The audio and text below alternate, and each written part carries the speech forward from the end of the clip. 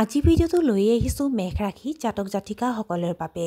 মেঘ ৰাশি জাতক জাতিকাসকলৰ 2025 বৰ্ষটো কেনেধৰণে যাব। এই ভিডিঅ'টোৰ জৰিয়তে মই মেঘ ৰাশি জাতক জাতিকাসকলৰ 2025 বৰ্ষত স্বাস্থ্য, আৰ্থিক অৱস্থা, পাৰিবাৰিক আৰু সামাজিক জীৱন, প্ৰেম জীৱন, শিক্ষা আৰু কেৰিয়াৰ এই সন্দৰ্ভত লৈ আহিছোঁ। লগতে এই ভিডিঅ'টোৰ শেষত আপোনালোকৰ বাবে এটা সৰু পৰামৰ্শ আগবঢ়াইছোঁ, যাৰ জৰিয়তে আপোনালোকে 2025 বৰ্ষটো সুন্দৰকৈ পাৰ কৰিব পাৰে। আৰু যদি কোনোবাই পোনপ্ৰথমবাৰৰ বাবে মোৰ চেনেলটোলৈ আহিছে, তেন্তে চেনেলটো ছাবস্ক্ৰাইব কৰি থ'ব আৰু যদি ভিডিঅ'টো ভাল লাগে তেতিয়া লাইক আৰু শ্বেয়াৰ কৰি দিব। তেন্তে আহক পলম নকৰি আৰম্ভ কৰোঁ মেঘ ৰাশি জাতক জাতিকাসকলৰ 2025 বৰ্ষটো কেনেধৰণে যাব। স্বাস্থ্যৰ ক্ষেত্ৰত এইবাৰ প্ৰথম 3 মাহৰ বাবে শনি আপোনাৰ ৰাশিৰ একাদশ স্থানত থাকিব, যাৰ বাবে আপোনাৰ স্বাস্থ্য ভাল হৈ থাকিব। মে' মাহত মহিলাসকলে মেজাজৰ পৰিৱৰ্তনৰ দৰে সমস্যাৰ সন্মুখীন হ'বলগীয়া হ'ব পাৰে।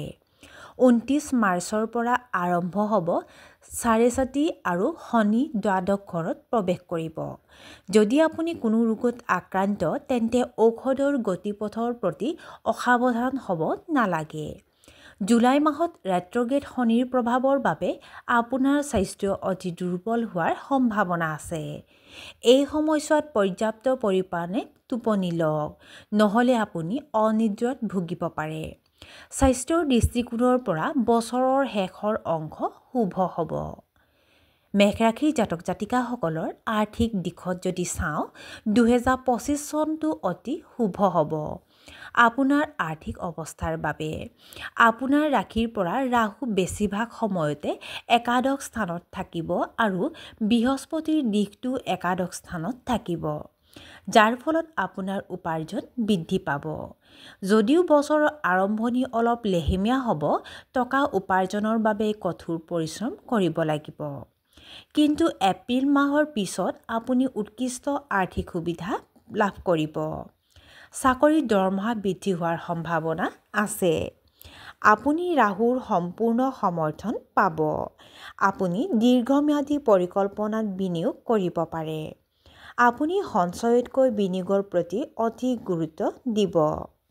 ভ্ৰমণত অপ্ৰয়োজনীয় ধন খৰচ নকৰিব।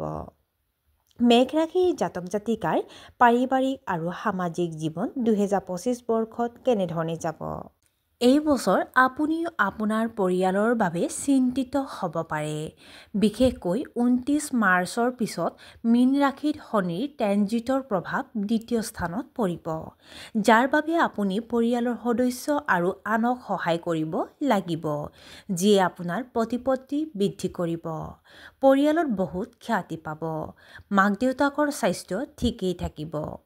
মে' মাহৰ পৰা অক্টোবৰৰ ভিতৰত শিশুৰ সন্দৰ্ভত কিছু স্বাস্থ্যৰ সমস্যা দেখা দিব পাৰে।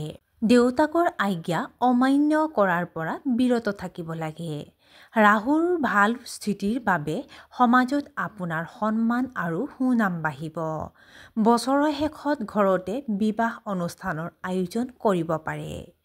মেঘ ৰাশিৰ জাতক জাতিকাসকলৰ 2025 বৰ্ষৰ প্ৰেম জীৱন কেনে হ'ব। 2025 বৰ্ষত শনিৰ চাৰেচাতিৰ প্ৰভাৱৰ বাবে বৈবাহিক সুখৰ সন্দৰ্ভত কিছু সমস্যা থাকিব পাৰে। মাৰ্চ মাহলৈকে সময় বৈবাহিক আৰু প্ৰেমৰ সম্পৰ্কৰ বাবে শুভ হ'ব। আপুনি আপোনাৰ জীৱনসংগীক পৰ্যাপ্ত সময় দিব লাগে। ইয়াৰ বাবে আপোনাৰ সম্পৰ্ক উন্নত হ'ব। 18 মে'ৰ পিছত কেতুৰ প্ৰভাৱৰ বাবে নৱবিবাহিত দম্পতীয়ে গৰ্ভাৱস্থাৰ সৈতে জড়িত সমস্যাৰ সন্মুখীন হ'বলগীয়া হ'ব পাৰে। জুলাই মাহৰ পৰা অক্টোবৰ মাহৰ ভিতৰত কিছু সমস্যা হ'ব, যিবোৰ আপুনি নিশ্চিতভাৱে সমাধান কৰিব। মেঘ ৰাশি জাতক জাতিকাসকলৰ 2025 বৰ্ষত শিক্ষা আৰু কেৰিয়াৰ ক্ষেত্ৰত কেনে যাব। এই বছৰৰ আৰম্ভণিতে কৰ্মক্ষেত্ৰত ষড়যন্ত্ৰৰ সন্মুখীন হ'ব লাগিব। আপুনি আপোনাৰ কেৰিয়াৰত নতুন উচ্চতা লাভ কৰিব। কাৰিকৰী শিক্ষা গ্ৰহণ কৰা ছাত্ৰ-ছাত্ৰীসকলে হয়তো উৎকৃষ্ট চাকৰিৰ সুযোগ পাব পাৰে। উচ্চ শিক্ষানুষ্ঠানৰ প্ৰৱেশ পৰীক্ষাত আশা কৰাতকৈ ভাল ফলাফল পোৱাৰ সম্ভাৱনা আছে। কিন্তু জুন মাহৰ পাছত ৰেট্ৰগেড শনিৰ বাবে ফলাফল পোৱাত পলম হ'ব পাৰে। ছাত্ৰ-ছাত্ৰীসকলে অধ্যয়নৰ প্ৰতি বিশেষ গুৰুত্ব দিব লাগে কাৰণ এই বছৰ শিক্ষাৰ বাবে অতি শুভ হ'ব। জানুৱাৰীৰ পৰা অক্টোবৰলৈকে গোটেই বছৰটো কেৰিয়াৰৰ বাবে শুভ সময়। মেঘ ৰাশি জাতক জাতিকাসকলৰ বাবে এই বছৰৰ বিশেষ প্ৰতিকাৰ হৈছে প্ৰতি শনিবাৰ আৰু মঙলবাৰ দিনা ভগৱান হনুমানজীৰ মন্দিৰত ঘিউ দিয়া চাকি জ্বলাই ভগৱান ৰামৰ নাম জপ কৰিব। আৰু আজি ভিডিঅ'টো ইমানতে অন্ত পৰিছে। আশা কৰোঁ আপোনালোক প্ৰত্যেকৰে এই বছৰটো সুন্দৰ হওক। ধন্যবাদ।